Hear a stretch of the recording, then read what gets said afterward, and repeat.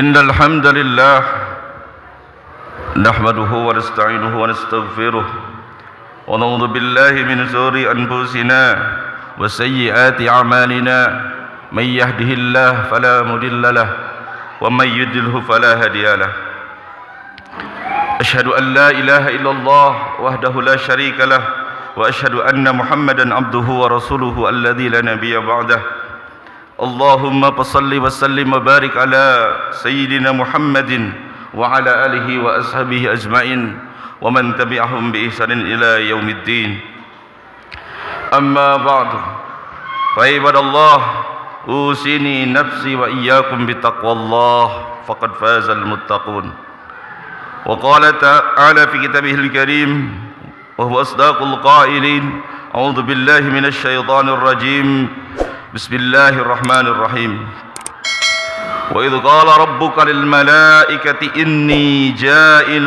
في الأرض خليفة قالوا أتجعل فيها من يفسد فيها ويسفك الدماء ونحن نسبح بحمدك ونقدس لك قال إني أعلم ما لا تعلمون صدق الله العظيم.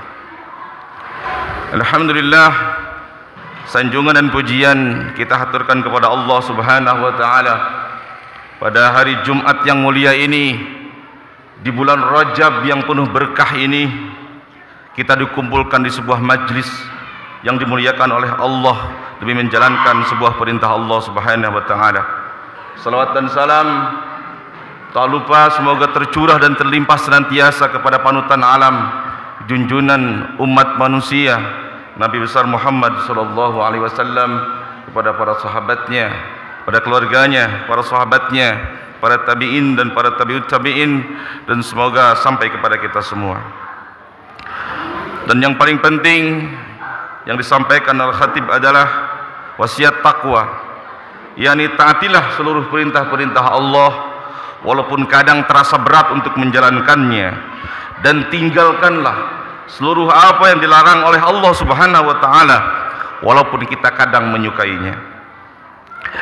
Hadirin yang dirahmati Allah Subhanahu wa taala, saat ini kita ada di bulan Rajab, salah satu bulan yang dimuliakan di dalam Islam selain bulan Zulqa'dah, Zulhijjah dan juga Muharram.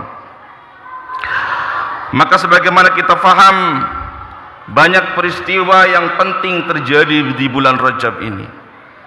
Di antaranya yang paling masyhur adalah terjadinya Isra Mi'rajnya Nabi besar Muhammad sallallahu alaihi wasallam dari Mekah Al-Mukarramah ke Masjidil Aqsa, kemudian diangkat ke Sidratul Muntaha untuk menerima berbagai kewajiban dari Allah Subhanahu wa taala, di antaranya salat 5 waktu yang kita jalankan.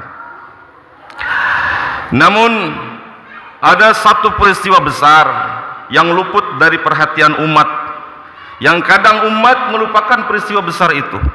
Bahkan mungkin peristiwa besar ini ditutup rapat-rapat supaya umat tidak tahu. Apa peristiwa besar itu?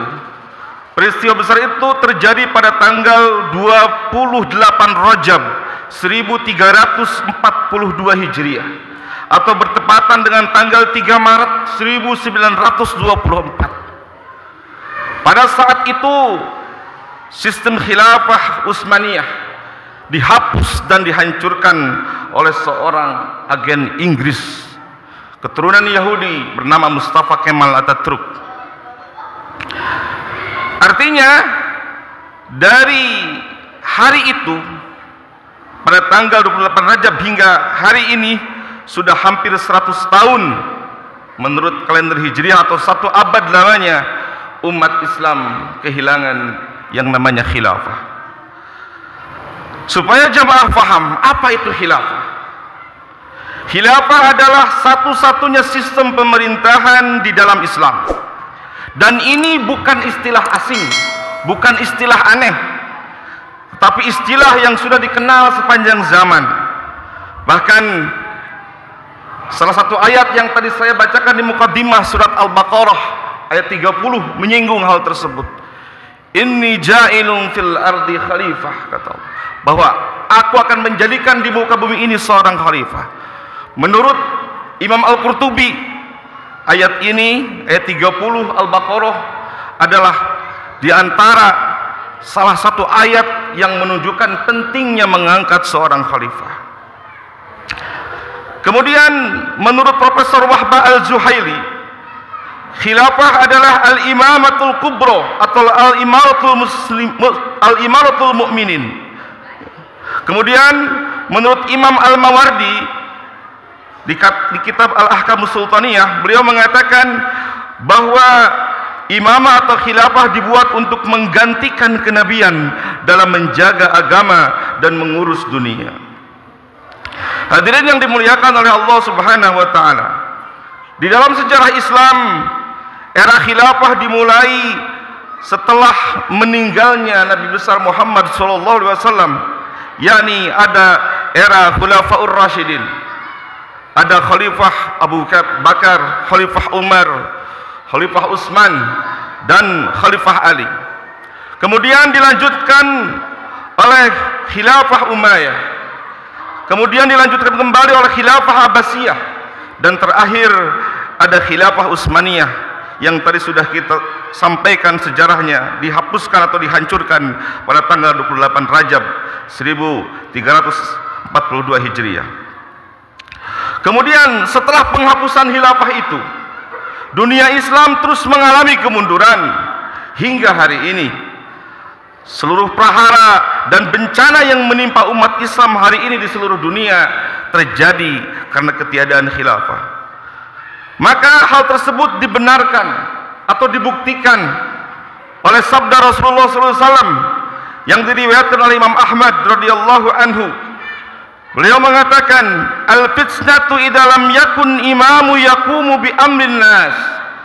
Fitnah atau kekacauan akan terjadi ketika tidak adanya seseorang imam atau khalifah yang mengurusi urusan manusia. Oleh karena itu, para ulama menyebut khilafah sebagai tajul furud atau mahkota kewajiban di dalam agama Islam yang harus ditunaikan. Tanpa khilafah, syariat Islam tidak bisa diterapkan secara kafah.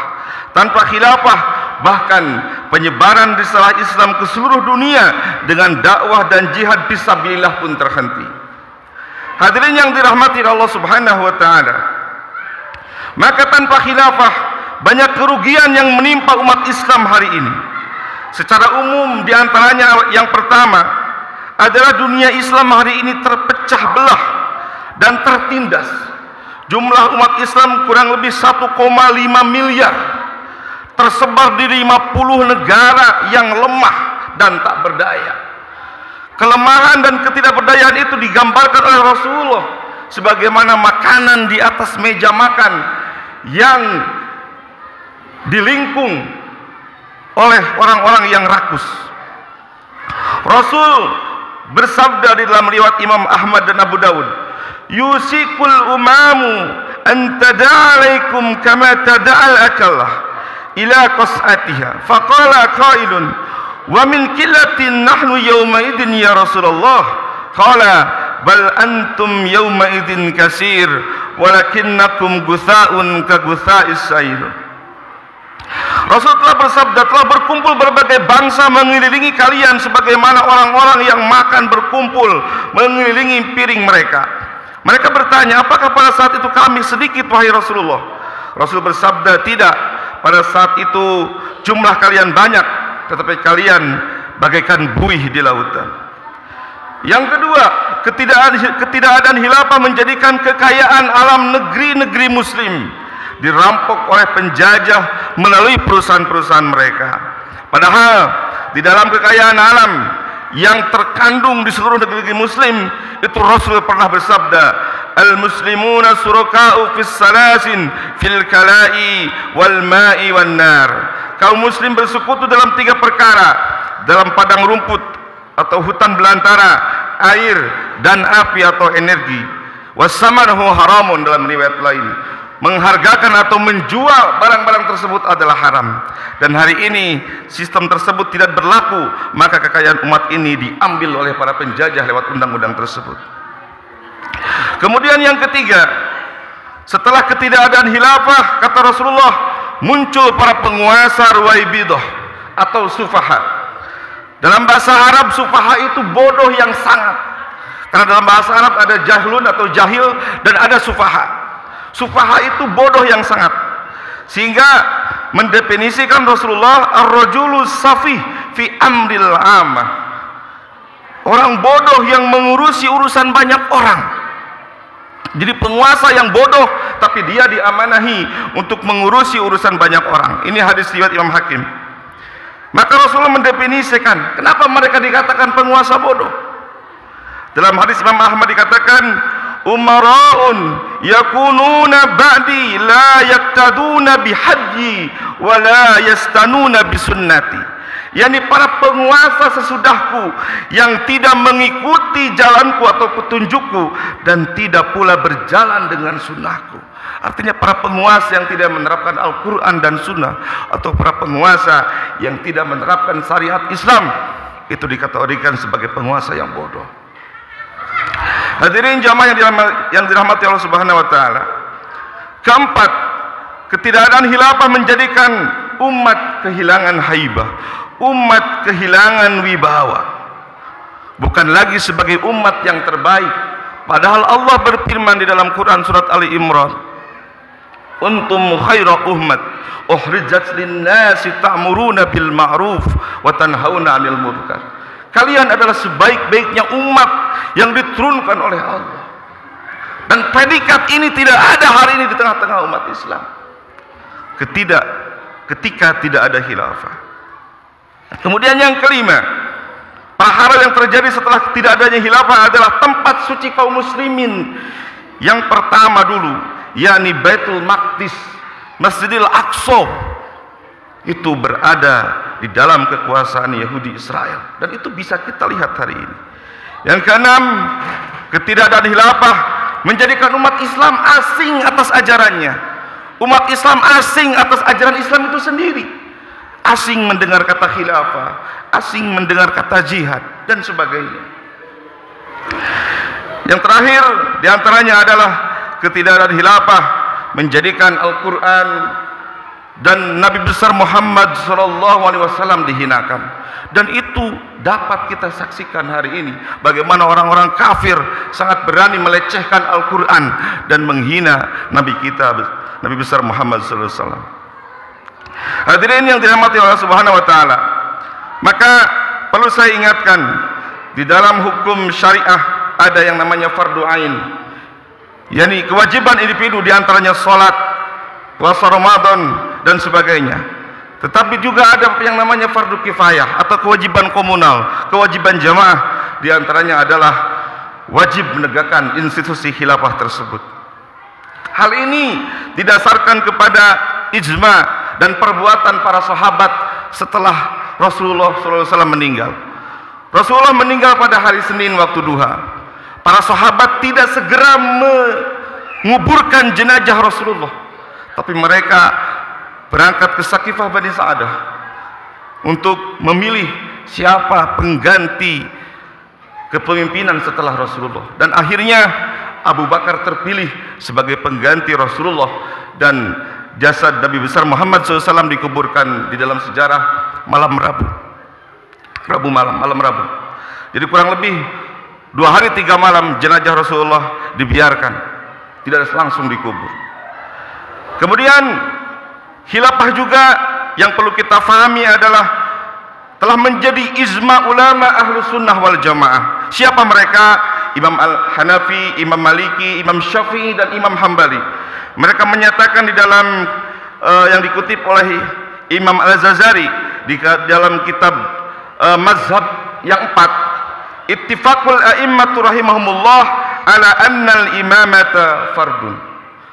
Ittifaq, sepakat para imam yang 4 tadi bahwa mengangkat seorang khalifah adalah kefarduan atau kewajiban.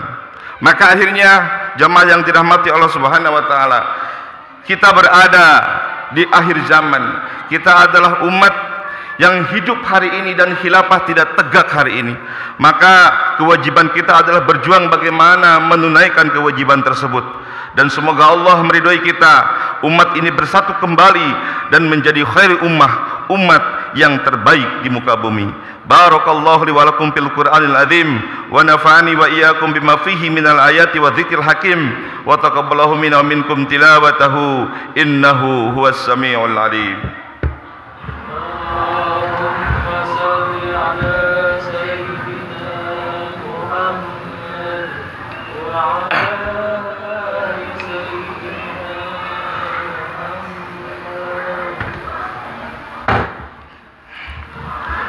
Alhamdulillahi Rabbil Alamin. Alhamdulillahilladzi arsala rasulahu bil huda wa dinil haq liyudhhirahu 'ala ad-dini kullihi wa kafa billahi shahida. Asyhadu an la ilaha illallah wahdahu la syarika lah wa asyhadu anna Muhammadan abduhu wa rasuluhu alladzi la nabiyya ba'dah. Allahumma shalli wa sallim wa barik ala Muhammadin wa ala alihi wa ashabihi ajmain. Amma ba'du. Fa ya ibadallah, usiri nafsi wa iyyakum bi taqwallah faqad fazal muttaqun. Wa qala tabaraka ta'ala fi kitabihil karim wa huwa asdaqul qailin. A'udzu billahi minasy syaithanir rajim. Bismillahirrahmanirrahim. Innallaha wa malaikatahu yusholluna 'alan nabiy ya ayyuhalladzina amanu shallu 'alaihi wa sallimu taslima. Allahumma shalli wa sallim wa barik ala Muhammadin wa ala alihi wa ashabihi ajmain. Amin ya Allah ya rabbal alamin. Allahumma ighfir lil muslimina wal muslimat wal mu'minina wal mu'minat al ahya'i minhum wal amwat. Rabbana zalamna anfusana wa illam taghfir lana wa tarhamna lanakunanna minal khasirin. Rabbana la tuzigh qulubana ba'da idh hadaytana wa hab lana min ladunka rahmatan innaka antal wahhab. Rabbana atina fid dunya hasanah wa fil akhirati hasanah wa qina adzaban nar. Subhana rabbika rabbil izzati amma yasifun wassalamun alal mursalin walhamdulillahi rabbil alamin. Assalamualaikum warahmatullahi wabarakatuh.